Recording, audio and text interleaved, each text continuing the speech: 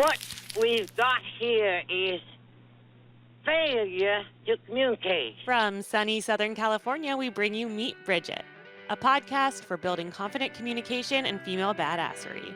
We spotlight women who have bridged the gaps in their lives by building strong relationships and speaking their teenage dreams into reality. You have to say yes to everything. You have to work your ass off, and it's what it takes. Welcome back to Meet Bridget, a show that gets into the nitty-gritty of the often untold teenage and young adult experiences of successful women from all types of backgrounds and in all sorts of careers. This show is an extension of Bridget, a confidence coaching service for young women. I am Asha Gabriel, and I co-host this show alongside my best friend, Gashia Rosenberg. Today, I am beyond thrilled for you to meet entrepreneur and expert brow artist, mega babe, Alixandria Capparelli. Alix is the founder of Hairy Little Things Salon, with locations in West Hollywood, Newport Beach, and Costa Mesa. Hairy Little Things is known as the place where 90s brows go to die, and it couldn't be more true. Gone are the days of those non-existent drawn-in lines. HLT celebrates fluffy, healthy, and perfectly shaped brows. Passionate and dedicated to her craft, Alix has over 11 years of experience as a true makeup, brow, and beauty artist. Alix's work can be seen on the red carpet, in magazines, and on TV. She's worked with Teddy Mellencamp, Gwyneth Paltrow, Joanna Krupa, Paris Hilton, Whitney Port, and Catherine McBee, just to name a few. She earned her aesthetic license in 2010 and then a microblading certification, which led to the creation of her signature brow fluff look. In 2017, with her beauty knowledge, education, business experience, and connections in the beauty industry, Alix chose Los Angeles to follow her heart and launch her first salon, Hairy Little Things. She has since opened 2 additional salons. Hairy Little Things employs several artists and it specializes in brow microblading, shaping, lamination, henna, and more, and also permanent lip makeup and lash services. Hairy Little Things branding is gorgeous, uplifting, and a little sassy, so you have to go take a look at her website, which will be linked in our show notes, if you haven't already been into a salon. Alix, we're so thrilled that you're joining us here today with an adorable toddler boy at home and countless trainings and appointments at multiple locations. You are a busy woman, so welcome to the show. Thank you for having me. What an intro. Well, there's a lot to say about you. You have done so much in a really short amount of time, it seems, all while starting a family, and you do it with such grace. I've obviously gone to you for my brows, which I'm really particular about. But one thing that really attracted me to your services and your brand was just how cohesive everything is. You really have a vision, a brand, a feel to everything that you do, and it translates to the service that you provide. So I'm so excited to get into it today and learn more about how everything started for you. Thank you. Yeah, I mean, it's been a whirlwind, that's for sure. And now with the whole new layer of being a mom, which you are a professional at, You know about yeah, that. it's been crazy. It's been psychotic. Yeah. Well, I just love it because I think it's such a privilege for us to dive in and hear, especially with some of our entrepreneur stories.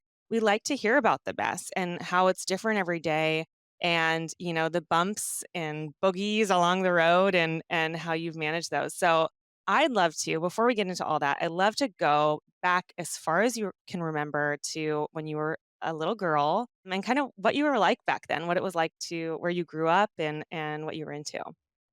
Awesome. Yeah. So I grew up in Orange, California. So a little bit inland of where we live now by the coast. That's where I grew up. And I am one of 3. So I'm the oldest. So I've always been a little bit bossy. My mom was always a serious go getter, hard worker, and my dad as well. So my dad always worked the graveyard shift growing up, and my mom would work during the day while my dad would watch me. So I just saw a very serious work ethic in my childhood. And I think that's definitely something that I took with me, in my adult years and something that stuck with me and that I want to also show my baby. But yeah, growing up, I was definitely a spunky little kid. My parents will say I was a little, could be a little aggressive, a little bossy.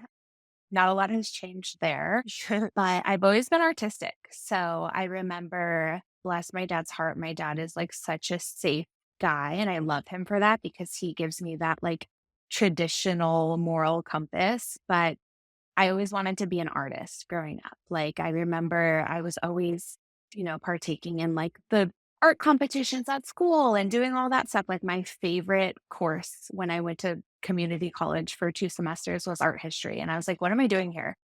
But anyways, so I always wanted to be an artist. And I remember my dad being like, artists don't make money. And that just didn't sit well with me. And I was like, I'm going to find a way. I don't know how, but he was always, adamant that I go to a 4-year college and I become a serious student. And that just like was not me at all. And then on the flip side, my mom she's more like me, where she went to college for a little bit and then she dropped out and just decided to pursue her career. And I saw that that was possible with my mom.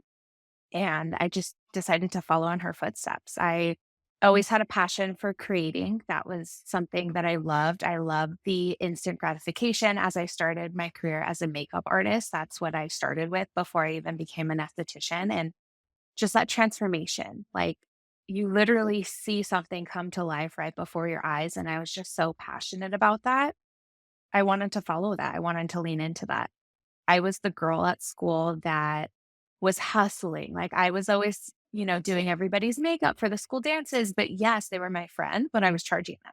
I Yes. was I like, get love mine. that. I need to do my own makeup for the Yeah. dance too. So I was always the girl doing everybody's makeup, getting everybody ready. And then my mom's also in the beauty industry as well. And she always was when I was growing up.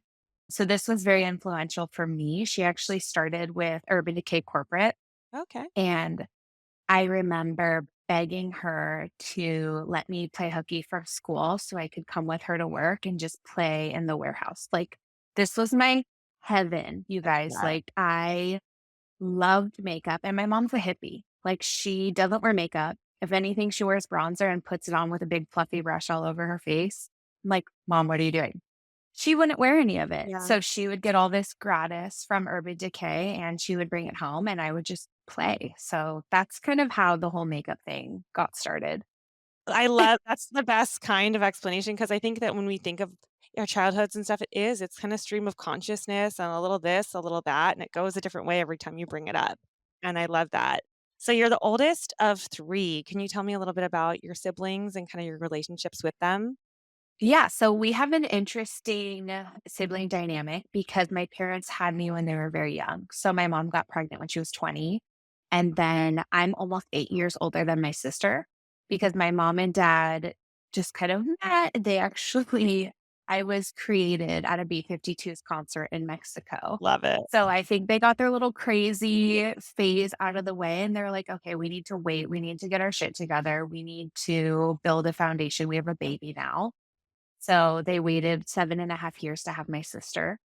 So my sister's 23 and we're super close. We're getting closer now as we get older because it does suck. Like I was away at school when, she was going through her more, pivotal points in life. So I do have some guilty conscience about that, but she doesn't hold it against me. And then my brother, I'm 12 years older than my brother. He's 19 years old. Aw. So I'm almost like a mom sister to him. And I love him. He's a total free spirit, just like my mom, more of like a hippie. And my sister, she actually was working for me for a little bit. She definitely has the beauty bug as well. And she just had a baby as Aw. well. That's so cool that you guys have been able to, Yeah. like, experience that together too. I know you and I talked when you were doing my brows about how my sister and I had babies right around the same time, and it's just such a, special thing to experience as a sister, for sure. Absolutely. And I think because of our age gap, that it's bringing us closer. Totally. So when your mom had you when she was 20, what was, like, kind of your relationship with her? Do you feel like as you got into your teen years, did she feel more like kind of a friend and mom? Because I feel like a lot of my friends with the younger moms, it was sort of a cool, sometimes not, but like a different kind of relationship with a really young mom. Yeah. I mean, I definitely grew up with my mom. So she got pregnant with me when she was 20, but she actually had me when she was 21, but still a baby. We've had a rocky road, but she's one of my best friends. And now that I'm older and I can kind of take myself outside of certain parts of my childhood, I just know that she was doing the best that she can. And I love her for that. But, it comes with, some turbulence along the way when my parents are also divorced now. So when they went through the divorce, it was like you have kids so young and then you lose your childhood. So I feel like as she went through the divorce, she kind of wanted to go back and relive some of the things that she missed out on. Sure. So that's tough. But now, I'm in my 30s and I understand. I don't think that it was right. And now that I'm a mom, I do have a little bit of resentment about that. And she knows this stuff. It's stuff that we've talked about, but I also know that she was doing the best that she can. And, once you become a mom, you have a little bit more grace for those Right. certain situations because you can see how things happen like that. We did, Kashia and I have been doing these kind of conversational episodes in this season on different topics that our Hmm. listeners, have questions about. And we did one on motherhood, and we both kind of connected to that idea that like since we've become mothers, it's a hard thing to like look at your parents and be like, oh, like you aren't perfect. Like you aren't like the one correct, voice necessarily anymore in my life now I've grown up. But also you look at how hard it is to be a parent and how many question marks there are and how much just figuring it out along the way we have to do. Even if you've read every book and you've asked every opinion, it's really hard and you're brand new at it the first time around, especially. It's really something you can only learn, I think, when you're going through it or something similar to it. A mom. You just have to go through it. Yeah, and especially if you're not planning to have a child and you get pregnant when you're 20 years old, it's like it's just a completely different scenario, And in your 30s, you're like I planned my son. So I knew that what I was getting into. And for me, like becoming a new mom, I would say the hardest thing for me was like losing my freedom. And I knew that I would. So it's Mhm. so weird. It's like mind-boggling to me, but as soon as, like, you can't just go get your nails done or go to the gym or read a book or whatever, like, you don't realize, like, how crazy it is that you don't have any freedom anymore. Like, It's your main job is to take care of your baby. And it's funny because I had the same experience. Like, we were very much on board. I had thought about having a kid forever. I have 2 now, but, once it happened, it wasn't even that like, "Oh, I want my freedom, like, I need help." Like, even with help, it's like the, Mhm. mental freedom, I feel like. I realized I'm like, even if I have the most wonderful childcare and supportive partner, I'm like, my brain space will never not be occupied Yeah. by them and what they're doing, and it makes you kind of feel, and I think this will just be this way forever now, like I'm running on multiple tracks at once for life, you know? Yeah. And Yeah. but it's so nice Burnout to mode. totally, it's nice to connect with other moms, I think. That was another, like, blessing of motherhood that I wasn't really anticipating, like, how much I would really lean on my friends that were moms and how much I would just learn about, like, just the grace of women in general and that everybody has something, that is difficult for us, Mhm. especially when we're going through something like motherhood, but just as women growing up in general, it's to me has been very uplifting to realize that sense of community, especially over like the last like decade of life between your 20s and Absolutely. 30s. And you were saying that she had you when she was 21.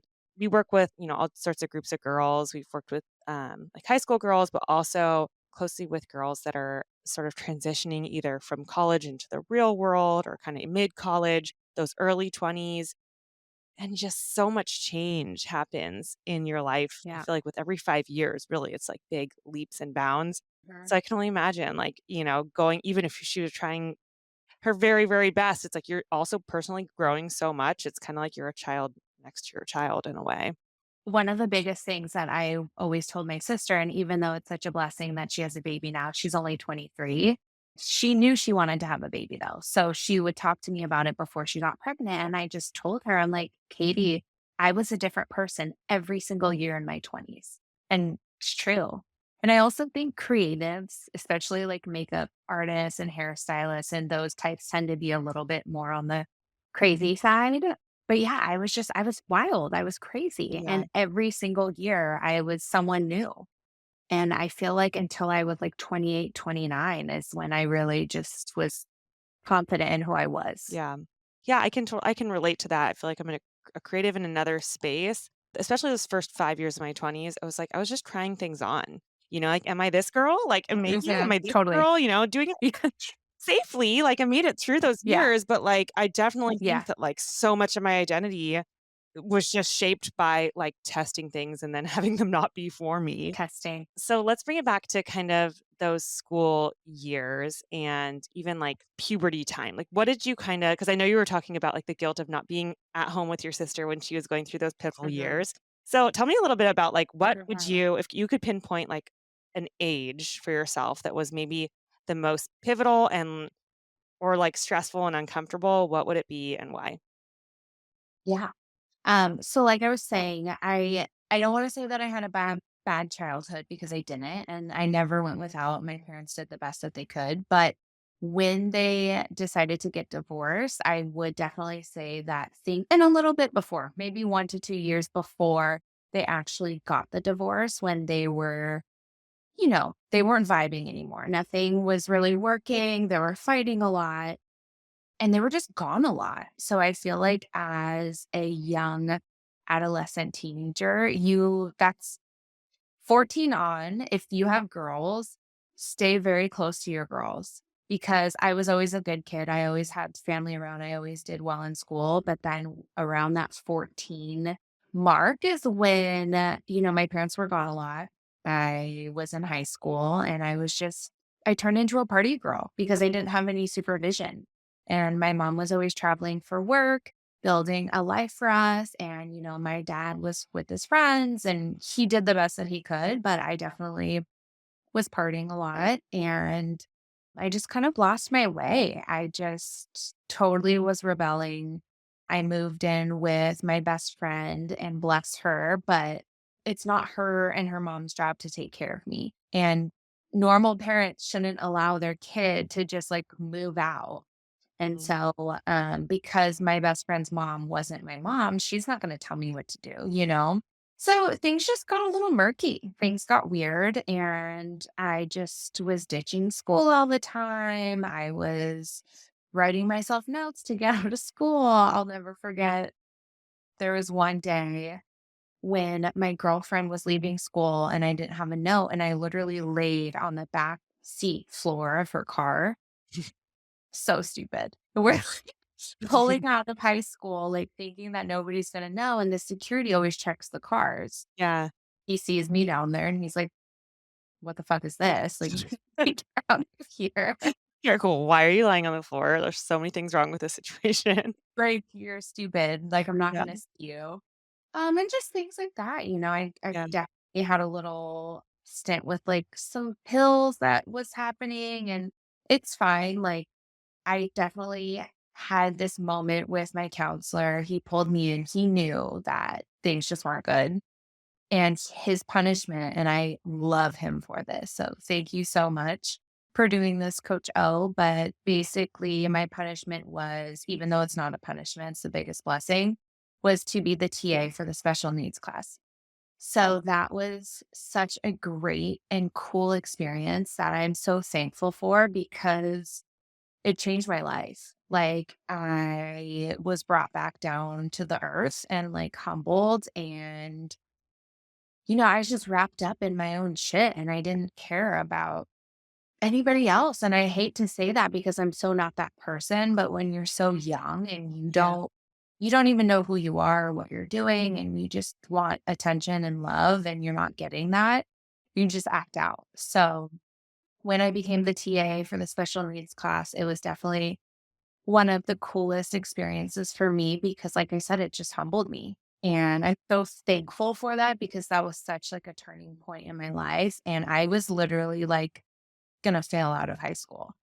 And it's not because I wasn't smart, because Yeah. that's just not what it was. I just wasn't showing up. I wasn't applying myself. And yeah, so turned my act around, got back on track, and I really accredit it all to that. So that is definitely a big moment in my life that I'm super thankful for. And after that, I was like, I need to work hard because Okay. of my parents so much, but they're dealing with their own stuff and they're not dealing with me. And I just had to grow up at that point. So I was like, if I want to be, a low life, then I can do it, but I don't want to be that. So for me, that was the moment when I was like, I need to get my shit together.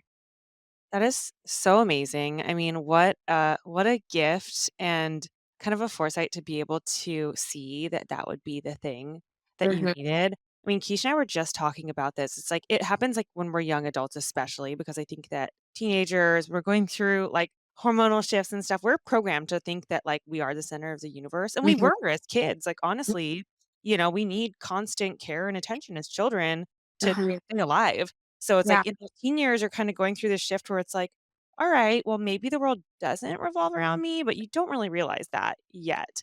But I think that throughout life, like even there have been moments as adults that we were talking about this, like anytime that you're so just like fixated just on yourself and mhm, you're looking just like me, what do I want? What do I need? And not like there isn't something that you're plugged into that's like service in some capacity. I feel like people just run into trouble, It's like that's kind of the center of addiction, of all these different, like, kind of bad habits and tendencies. It's like we're so just internally focused. So, what a cool thing to really bring you back down to earth. And then also, I mean, you're a business owner now, and being able to manage, especially young people with special needs. I mean, to really have patience and be like aware and listening for feedback and giving your class like what they need is such good training for really any interaction managing people later in life. yes, it was the biggest blessing that has ever happened. So, so thankful for that. It was like such a great thing. Even though at the time I was like, Yeah, I why? don't wanna do this, I'm busy, you know? Yes, but I'm so Yeah, thankful. so good. I'm always curious about these moments, like, at turning points like that. What was the first thing that you kinda did? Like, if you could put yourself back in your shoes and thinking, you're interacting with these kids and you're like, "Alright, I gotta get it together." What was, like, the first thing that you did to kind of set yourself straight? Well, first, I think just having like empathy and like you said, getting outside of yourself because up until that point, I was acting out because of my parents and I was upset and I had all these big feelings that I didn't know how to deal with. Therapy wasn't a thing then, not like it is today. So we definitely needed therapy at that time because so many different things happened. There's other stuff that like we don't have to get into, but like family dynamic with my dad's best friend, like all this weird, crazy stuff that just like turned my life upside down. And I was just acting out in a really negative way. And when I started working with these amazing kids, I was just like, I'm so lucky and I'm so fortunate. And I want to help these kids because they need it. They are called special needs for a reason. They are special and God bless them. And you can definitely learn from them as well as they can learn from you. So I think just having more empathy was like the number one thing. And then just realizing like I need to shape my shit up. So I think after that, just getting my school back on track. Like I still to this day have like nightmares that I'm like ditching school on end and I'm like not gonna graduate. Like this because I there was no reason for that. Going to a public high school is like the easiest thing in the world. Like Or like a literally, fun job. It's like, "Just show up." like I don't even know what I learned, but like Yeah. it's the easiest thing in the world. And you just, like you said, you just need to show up. So just like getting back on track with, first graduating high school. And then I think the second thing was just my friends. I love my friends and I'm still friends with some of them, but there were a lot of them that I needed to cut ties with. You are the you are the first 5 people that you hang out with, and that's, like, such a true thing, and I can, attest to that, so I think just kind of changing who I hung out with, putting my head down, and just, like, focusing a little bit more, and then when I graduated high school, I was like, "I need to get out of here." So that was kind of the next step. I just needed to get out of there. I didn't wanna be in my hometown anymore. Everybody in my hometown, they're like townies. Yeah. Like you live there, you grew up there, all of the family members know each other, their dads went to high school together. Like, I was like, I just have to get out of here because I just want more than this for myself. So I went to San Francisco. And even though I just went to community college there, that was like the best thing that I could have done because I just needed to get away. I needed to get away. I needed a fresh start from my friends. And that was where I decided to go, and it was close enough, but far enough at that time, so it didn't feel so scary, but I learned a lot about myself, and it's so funny because as a kid, you don't realize, like, you have to buy toilet paper. Yeah. Like, these little things that nobody tells you. You're like, "Oh, toilet paper doesn't just, like, show up in the bathroom," you know? Yeah. So, just stupid stuff like that, and then I decided to go to beauty school up there, and that was it. Did you know, like, as you're going through high school and transitioning to your community college, did you have, like, an idea of what you wanted to do career-wise? Were you, like, thinking that far ahead, or were you kinda just, like, Yes. taking what was in front of you? Yeah, I always wanted to be a makeup artist. So, like, even in high school, I was the girl that would wear, like, a sweatshirt and, like, shorts, and I would show up in, like, a green smoky eye was, like, fake. Glam. Everybody's like, "What is this? Like, who do you think you are?" Yeah, And that was 'cause it's today's creation. that. Yeah. Days I would wear no makeup, but other days I was, like, full beat down, and I always had a passion for makeup. So definitely I always wanted to be a makeup artist. That was, like, my goal in life. When you thought of that or you had that role in your head, what did you kinda envision it as? And when you first became a makeup artist, like, what was similar to that and what was, like, not similar at all to what you had in mind? Yeah, so I always wanted to be a makeup artist for movies, like, that was my goal. And then when I moved to San Francisco, finished beauty school, I met a makeup artist who she came in. I was working at Sephora at the time, and I was beauty studio captain, which at the time I was like, "Oh my god, beauty studio captain." But she came in and she was like, "Do my makeup." I didn't know who she was. So I was like, "Okay, great." Because when you're doing someone's makeup, you're doing what you actually love to do at Sephora, not sell product. Because none of those girls are there just to sell product. They love makeup. So I do this lady's makeup and she's like, "Hey, I have a job this week and I need an assistant. Can you be my assistant?" So this is how I met this lady. And I was like, "Oh my God, this is amazing." Yeah. Went and assisted her. And then we did a few odd jobs together and she actually moved to New York. And so we stayed in contact. She was like, "Yeah, like I would always check in with her. How's it going? Like, I love all your work. Da, da, da, da." She's like, "It's great. Like, you should come visit." So that was just like a fantasy. And then within Sephora, they did this, I don't even know what it was called, but it was basically this like summit. And they chose like 8 beauty studio captains in the US to go to New York. And they held us up at the Gansevoort. And we did this whole training with Tom Show and like all these really beautiful models at Chelsea Piers. And it was like such a moment in my life. I was like, I need this. Like, I need more. Like, I need to be like Tom Show. I need to be a makeup artist of this caliber. Like, what am I doing at Sephora? So during that trip, I remember like calling my mom, like crying. I was like, "Mom, I'm moving to New York." And she's like, "What are you talking about?" It's happening, just thought I I'd was let you know. I'm moving. Literally 4 months later, I packed my shit and I moved to New York. And at that time, I was with a boyfriend and I told him, I was like, "I'm moving to New York. Like, I don't expect you to come." And he wanted to come. So it Mhm. was really cute. In retrospect, in hindsight, like I shouldn't have let him come because it didn't last. But we packed our stuff. 4 months later, we moved to New York and I started assisting the same woman, Christina, in New York. So it was really great because I relocated my Sephora to the meatpacking district Sephora. So it Mhm. had like a bread and A butter. job, yeah. I was gonna ask. I was like, "So you moved to New York, how?" Yeah. Well, Love literally, it. like I had $1,000 and $1,000. And I was like, "I'm gonna figure it out. It's gonna be Yeah. great." And yeah, so I remember my dad because he has that very traditional classic style about him. He was like, "You have no business living in Manhattan." He's like, "You're not gonna make any money." Like, he was just such a, like, "Ugh," like, and it hurt, and Yeah. I want to prove it to him. Yeah, which is also kind of a gift if you look at it in, like, in rear view probably. You're like, "I gotta Yeah. prove it wrong." But Oh, when you're going through it, you're like, "Just support me." yeah. Yes. Yes. And it's definitely like as a parent, it's a learning experience because I know that my dad came from a good place with all that, but also I want to tell Leo, like, you can do whatever you want to do. You just Mhm. have to be the best There's a at it. way.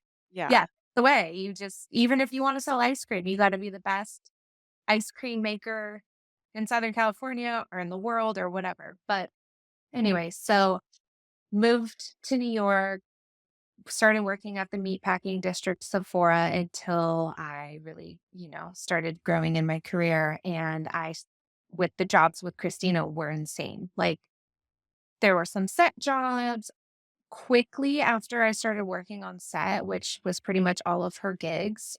I realized that I hate being on set because Mm, it's a lot of, you've been yeah. on so many times. It's a lot of like, hurry up and wait. Yeah. At the attention span of a gnat. So I wanted to be, doing my craft the entire time. I didn't want to just like be sitting around, like eating crafty, like, Yeah. Well, and what's so funny, I mean, at least in my experience on most sets, it's like makeup is so crucial to the final product, my makeup mm, and hair. I mean, everything is crucial. I think that's the cool thing about sets is that it's like so many people have to come together to make something good.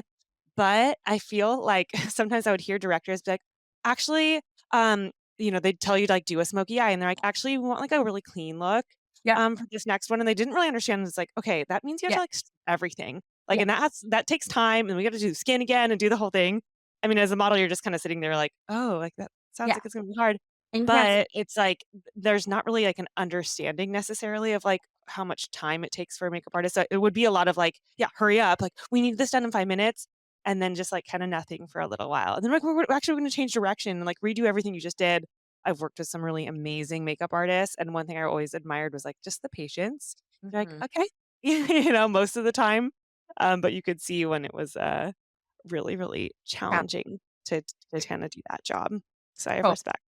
Yeah, thank you. But yeah, so quickly I realized that I probably wasn't going to work on the movies because I didn't have a passion for the 12-hour days. I really liked more event style makeup. I loved working with like more celebrity type clients, even though they're so difficult and they're on their Yeah. entire time and you're just like a peasant little helper. I just loved like seeing my work come to fruition. So that was kind of when I realized, okay, I don't want to join the union. I definitely want to do more like red carpet style makeup. There's been some crazy times when I was assisting Christina, got kicked off set, crazy people with huge egos, Yeah. Most of the time everybody's great in production and on set, but there's some big egos sometimes. Yeah, and like power like Yeah. it's just like power dynamics sometimes and it's like I'm just going to do this because I can or like we're just going to scrap this whole thing and start up like a lot of I mean creative I've gone back and forth between creative and more like traditional workplaces and it's really shocking the amount of difference just in terms of like what goes when in a creative world it's like you just have to kind of be I don't know, so much more flies in terms of, like, what's appropriate or not, and I think I mean, we've seen it all in the media, like, that leads to a lot of issues in other ways, but even just, like, when it comes to, like, what is a normal amount of time for, like, people to be working in one day? I Mhm. would have call times at, like, midnight sometimes because you have to work through the night and, like, shoot before the sun came up. There is no questioning it, you just have to do that. So, yeah, I can definitely understand that. So tell us a little bit about how you transition to more, like, events and red carpet and that kinda makeup. More so that took off after I moved back to LA.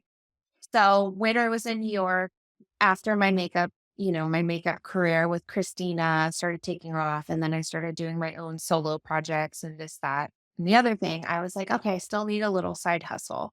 So I got a bartending slash cocktail serving job in Goldman Alley, which crazy place to cocktail serve because it's like Really?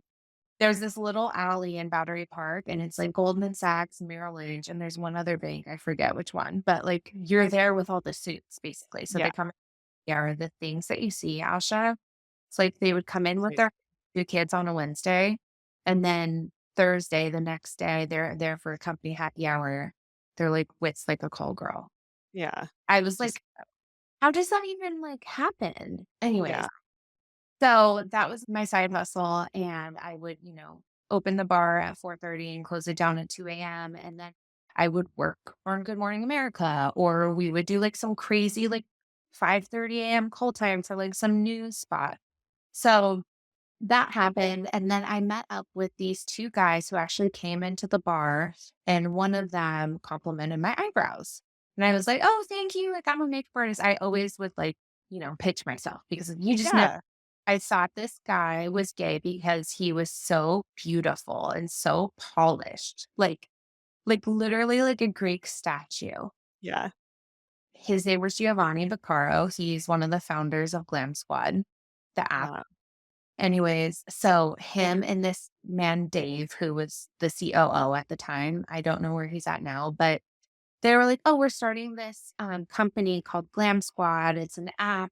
And I was like, that's weird. This is like pre-apps, before Yeah. apps. We even like knew about any of that stuff. And I was like, that's weird, but like, why not go interview? So Mhm.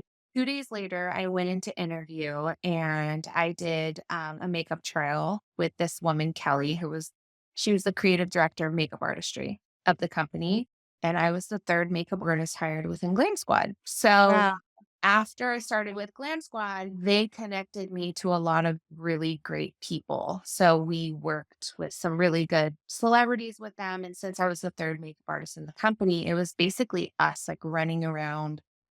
All the owners basically were super well connected. So they'd send us to do makeup for, that's how I linked up with Gwyneth Paltrow. Anyways, so after that started taking off, they were about to launch the LA market and they knew I was from California. And I always wanted to make my way back because I love California, obviously. But they brought me back out to California to launch the LA market. And I built the team from 0 to 60, which was insane. And Literally 0 to 60 in 0 to 60. 0 to 60. And then when I went to LA, that's really when like the red carpet stuff took off because there's no red carpet like LA. Exactly. And because I was, the lead makeup artist there, I got first dibs on all the best clients, which was such a blessing in my career and for my portfolio as well.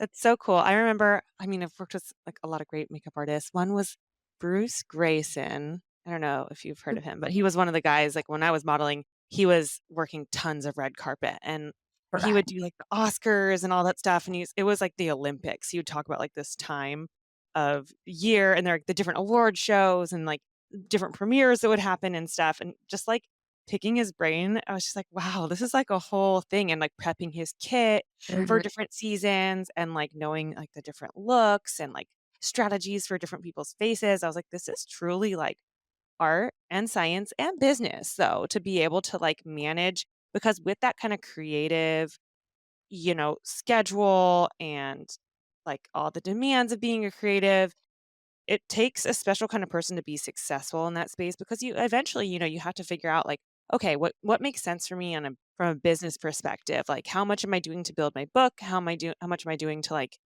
keep my lights on? During that time, how were you kind of like balancing taking like big steps and taking opportunities that maybe didn't always like pay well versus like keeping your finances in order and stuff?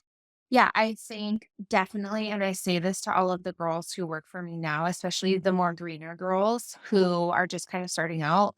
I know we live in a time right now where you need to set boundaries and say no and all of this, but I really feel so strongly because I have built myself this way. You have to say yes to everything. You have to work your ass off, and it's what it takes. That's what it takes. And especially people who are trying to make it in this industry, whether you're an actress or a model or a makeup artist or hairstylist, whatever, you have to understand the ebbs and flows of the business as well. There were so many times I was like ready to throw the towel in because I was like, am I even good?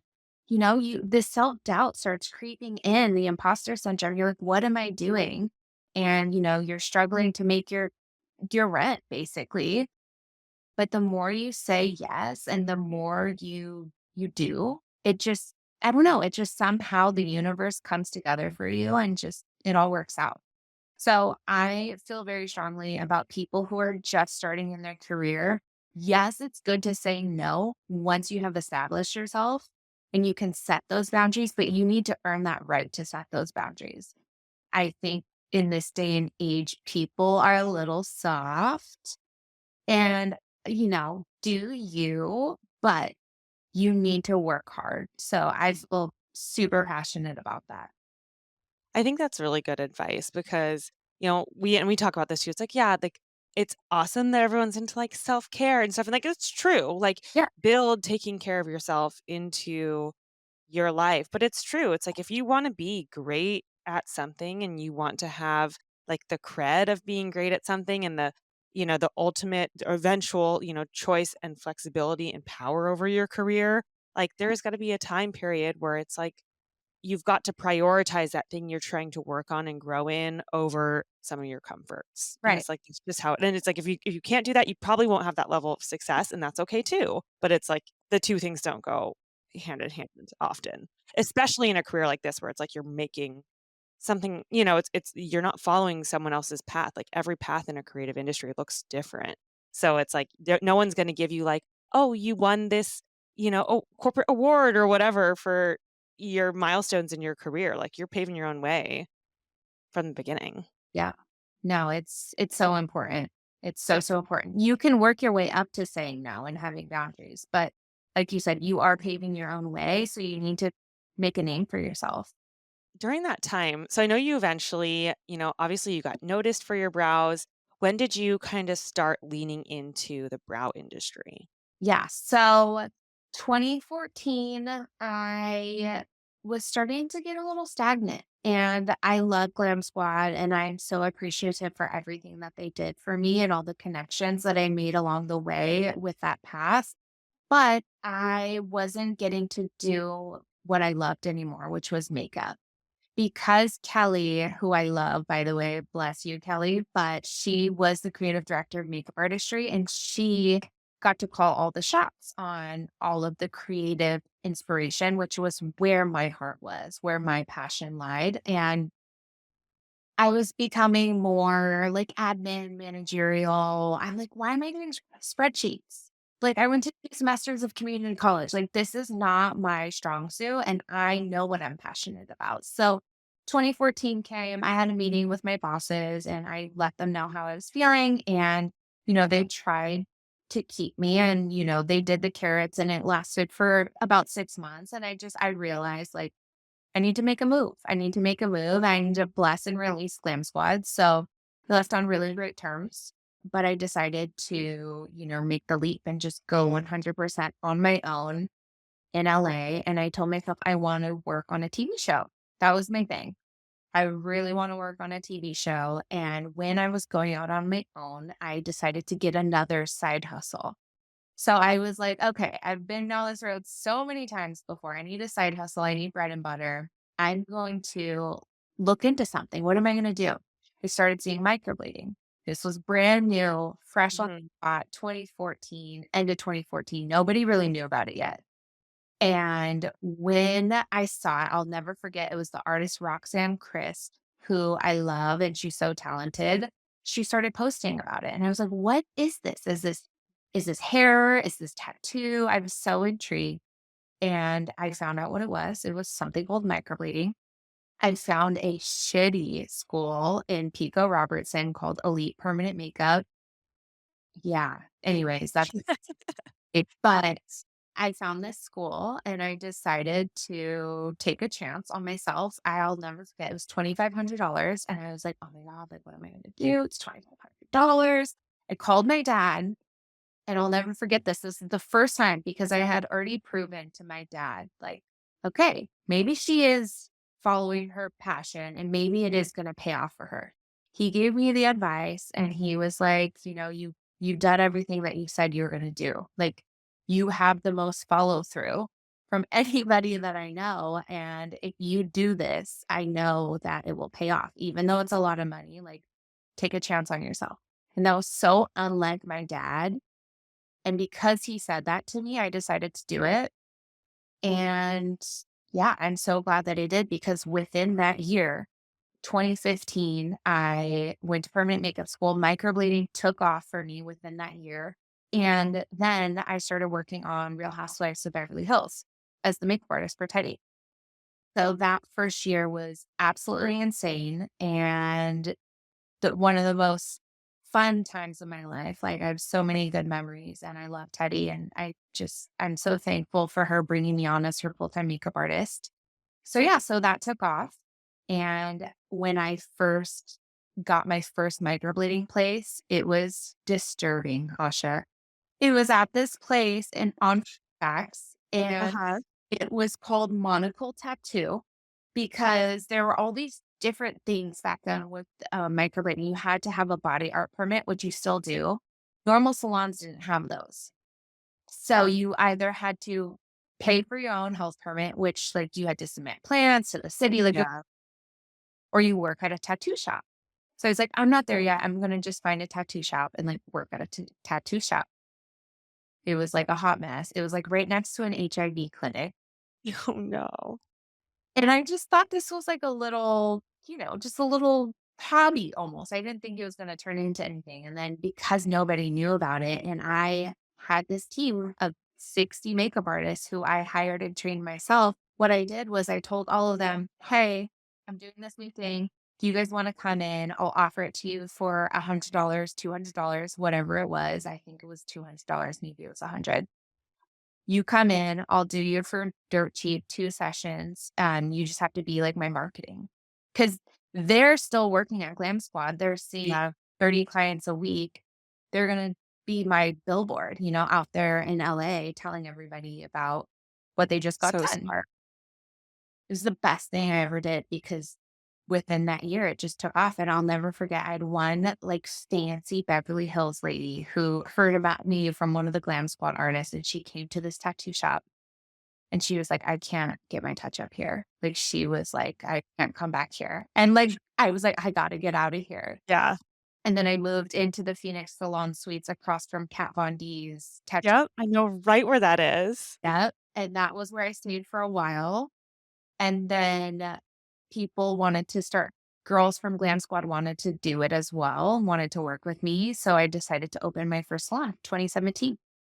Amazing. Well, I love how I mean, I love hearing how you kinda, like, got into the microblading thing.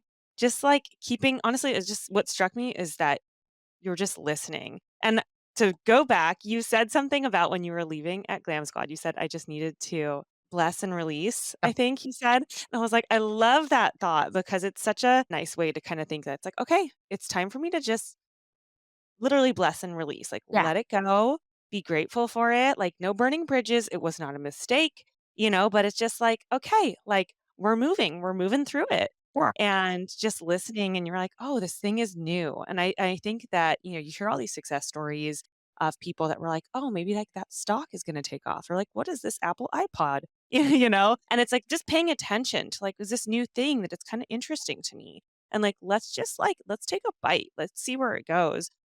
And then that super smart piece of just being like, listen, these faces are literally walking billboards. And microblading has such a cool look to it. I think that, like, if you're looking for it, you can kind of tell when someone's had it done, but you can't really, like, I don't know. I think you can tell when someone's brows look good, Mhm. and then people ask about it. It's just like such a great way to market yourself without having to Yeah. have it just be like, oh, I'm putting out an ad or, sharing my website. Yeah. So you obviously have such a great brand. Hairy Little Things is so cute. It's so catchy. It's so memorable. And your branding is so like snatched. It's so good. So can you tell us a little bit about like, did that start right when you opened your salon? How did you sort of develop the brand? Yeah, so in 2017, when I decided to get my own salon, I was like, "What am I gonna name it?" That was what I was stuck on. I was like, "This is gonna be, like, the first thing. It needs to be something eye-catching." Because I love Glam Squad, but I always thought their name was so corny. Sorry, guys, Mhm. but I thought it was so corny, and I just wanted something fun because that's just my personality. I'm just, like, fun and goofy. I never take myself too seriously, and I was literally just joking around, like, "I'm gonna name it Hairy Little Things," like, it was a joke. And I remember I had this, like, note on my notes app on my phone, and I had all these things, and Harry just kept coming back to me, and then I just kind of wanted to do a play on it, like, because it's such a odd name, it's so cheeky, I wanted to make it super girly branding. but also with like a little edge to it. So the more I started like fantasizing about the brand, it just made way more sense. And I'll never that I was talking to my mother-in-law and she was like, "Don't you dare name it Hairy Little Things." She was like, she's also half Italian, half Mexican. And she's like, I used to get teased in school for being a hairy little thing. So we would laugh about it and joke about it.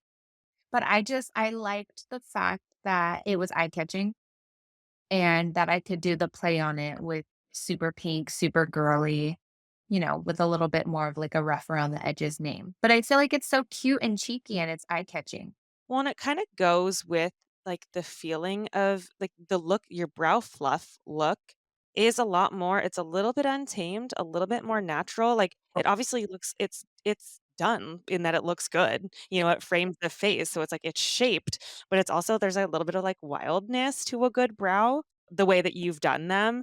So I think that that's a totally I think that you were able to identify what was different about your approach, and then you kinda tied everything back to that feeling of being, like, good, but a little wild, and a little fun and a little bit different and on the edge and different from what was before, which I like your slogan about, like, where 90s brows go to die. It really is. It's like, that's not the look you're gonna get here, and it's clear. It's like, if someone's coming to you for their brows, like, they're coming for your signature look applied in the, like, personalization of what works for their face, you know? Absolutely. So good. So, I mean, you have 2 additional salons now. Mhm. You have many employees, girls working for you. You do trainings. Tell us a little bit about, like, that expansion and even what's sorta coming next for you. I don't want to say too much because nothing is definitive yet, but we are definitely looking at some really exciting things happening in 2024, hopefully early 2024, potentially 2 new locations. But yeah, sky's the limit. Definitely some product coming soon. I'm excited. I'm excited. But nothing is set in stone yet. So I don't want to be taboo and, you know, I love it. Well, I'll be cheering for you, and I know that, like, sky's just the limit. I think it's so cool too to have seen you started a family alongside this, so it's like basically you open your salon, not too far later, you're starting a family. When did you get married in this process? When did your husband kinda come into the scene? So I met Vince in 2017. So when I opened my first salon, I had already been doing microblading. I met Vince 2017 at Coachella. We got married 2020. We had our son 2021. I love it. Yeah. I mean, it's so cool how things have just come together, and, I love talking with you about becoming a mom too, because you do sound like such a thoughtful mom. You put so much creativity into being a mom too. So I'm excited for our audience to continue to follow what you're doing and hopefully go get their brows done by you, and hopefully they can do that in a location near them soon. We like to kind of wrap up our show with Fast Five. We do like Fast Five questions. Just say whatever comes to mind, but you can also elaborate if you want to. So I'm going to hop into that. So for the first one, if you have 5 minutes to get ready in the morning, what are you doing? I am doing a tinted SPS, Babo Botanicals, which is actually a baby line. I'm obsessed Yep.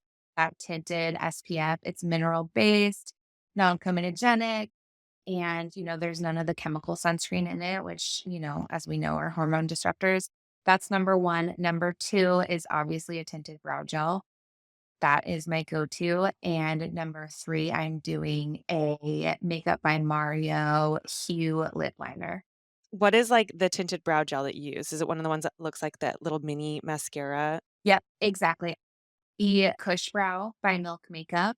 I use the color Dutch, but if I'm doing pencil, sometimes I actually like the Refi brow gel as well, but that one is clear. But I have to be doing a brow pencil with that one because I need like the little extra.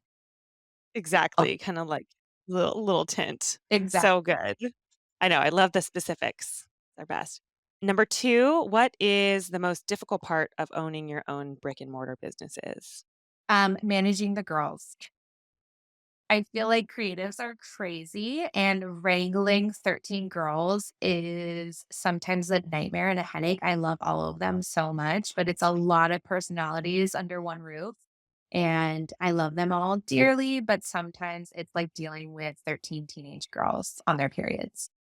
I can't tell you how many entrepreneurs, especially entrepreneurs that have like brick and mortar businesses, that's the same answer for almost everybody. It's like, it's the managing of the people that work for me in the best way. Like you find talented people, but that's the job. Number 3, what do you look for in the people that you work with and for?